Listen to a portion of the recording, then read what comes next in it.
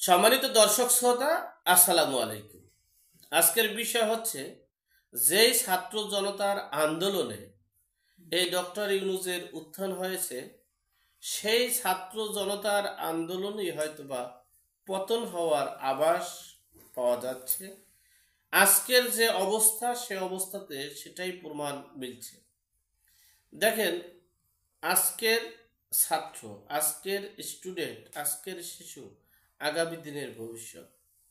ছাত্ররা এই দেশে প্রতিদিন এই শিশু থেকে কিশোর কিশোরী যুবতী সকল বৃদ্ধা পর্যন্ত নারীর নির্যাতন হচ্ছে, শিশু নির্যাতন, নারী নির্যাতন হচ্ছে। সেই শিশু নির্যাতন, নারী নির্যাতনের বিচার প্রত্যক্ষ জনগণের সামনে করার জন্য দ্রুত দৃষ্টান্তমূলক শাস্তি যদি করা হয়, তাহলে এই নারী এবং শিশু নির্যাতনগুলো হবে না। সেই জন্যই সারা ঢাকা শহরে আন্দোলন নামছে শিক্ষার্থী ও সাধারণ জনগণ। সেখানে পুলিশরা কি বেধড়ক পিটাইছে, একটা মেয়ে মানুষকে এমনভাবে পিটাইছে কল্পনার বাইরে। তারা ওড়না পর্যন্ত নিয়ে গেছে, তারা তাদের লাঞ্ছনা করছে, মানে লাঠি দিয়ে এমন বাড়ি দিছে, মাথা ফেটে রক্ত পড়েছে। তারা শুধু আন্দোলন করেছে এবং প্রধান উপদেষ্টা ডক্টর ইউনূসের বাসভবনে তারা একটা স্মারকলিপি দেওয়ার জন্য পথযাত্রা শুরু করেছিল। সেখানে সেই স্মারকলিপি দিবে না, সেজন্য পুলিশ তাদেরকে ধাওয়া করেছে, পিটানো দিয়েছে। মিনিমাম 20 থেকে 30 জন হাসপাতালে চিকিৎসাধীন অবস্থায় আছে। এই যে দেশের আইন শৃঙ্খলা পরিস্থিতি, দেশের জনসাধারণের পরিস্থিতি, এটা তো হতো না যদি বিচার ব্যবস্থা থাকতো।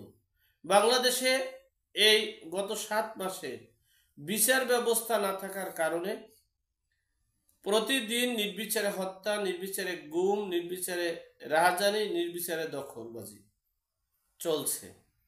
বিদেই প্রতিটা অঞ্চলে, প্রতিটা জেলায়, প্রতিটা উপজেলায়, প্রতিটা থানায় আন্দোলন সংগ্রাম গড়ে তুলছে। এই ছাত্রদেরকে যেভাবে পিটিয়েছে, আমার মনে হচ্ছে এই ছাত্ররা এবং এই যাদেরকে ধর্ষণ করা হয়েছে তাদের পরিবার, আত্মীয় স্বজন যদি মাঠে নামে, আর সেই মাঠে নামাকে কেন্দ্র করে ডক্টর ইউনূসের পালানোর গতি ছাড়া আমি আর কোনো পথ দেখছি না। আবার অপরদিকে আজকে ওই একটা কথা আছে, আঞ্চলিক ভাষায় বলে যে মানে সাপের মুখে মানে মধুর কথা, কিরকম জানি একটা কথা বলে মানুষ। যেই আসিফ নজরুল সাহেব, তিনি আইন মন্ত্রণালয়ের মন্ত্রী, তিনি বলেছেন শেখ হাসিনা একটা কাজ সঠিক করেছেন। বলতে তার মানে হচ্ছে আইন শৃঙ্খলা রক্ষাকারী বাহিনী এই মানবিক দৃষ্টিকোণ দিয়ে এই বাংলায়, এই বিকৃত মস্তিষ্কের মানুষ আমরা, এই বাংলার মানুষ উচ্ছৃঙ্খলা, সহজ ভাষা অনেকে বুঝবেন, আমরা হলাম চোররা। চোররা তো বোঝেন, নদীর পারে, খালের পারে, বিলের পারে। চোররা কোনো কিছু মানে না। ঠিক এদেরকে মানাইতে হলে শেখ হাসিনার মতো নির্দেশন এবং কঠিন আইন শৃঙ্খলা রক্ষাকারী বাহিনী দরকার। তবে সে সময় হয়তো বা বিরোধী দলকে দমন পীড়নের জন্য একটা শ্রেণী অতি উৎসাহিত হয়ে এইটা দমন পীড়ন করতে পারে, কিন্তু আইন শৃঙ্খলা পরিস্থিতি কঠোর না হলে, বিচার ব্যবস্থা সঠিক না হলে সে দেশ পরিচালনা করা সম্ভব নয়।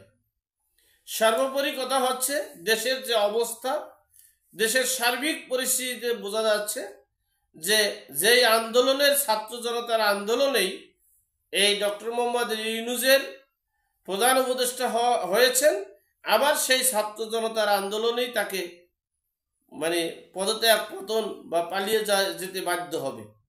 আল্লাহ আমাদের সকলকে সঠিক জ্ঞান দান করার তৌফিক দান করুক, বিপদ আপদ বালা মুসিবত থেকে হেফাজত করুক। আমিন। আসসালামু আলাইকুম।